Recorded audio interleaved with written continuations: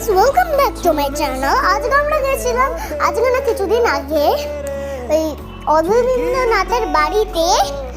আমি তো চাও খেয়েছি, মানে ওখান থেকেই দেয় চাফু, কারণ আমার ডান্স পারফরমেন্স ছিল। আমি কোথাও একটা আমার ডান্স পারফরমেন্সটা দেখিয়েছি, কিন্তু হয়তো আমি দেখাইনি। এর বাদে আমার দিদি আসবে। তো গাইস, এর মধ্যে না অবনীন্দ্রনাথের একটা দুটো ভালো ভালো জিনিস আসবে। তারপরে আপনাদের জন্য একটা কথা বলবো, আমার বাবা না, আমার দিদি আছে কিন্তু বাট সব জানে না, না দিদি নাচ করে। আমার বাবা নাগপুরে থাকে, শিফট হয়ে গেছে, কারণ আমার বাবা নাগপুর থেকে অনেক কম সময়ই আসে কলকাতায়, মানে সবে একদিন হলো এসেছে। আর আমিও মাঝে মাঝে যাই, বাবা যেহেতু শিফট থাকে। Bye guys.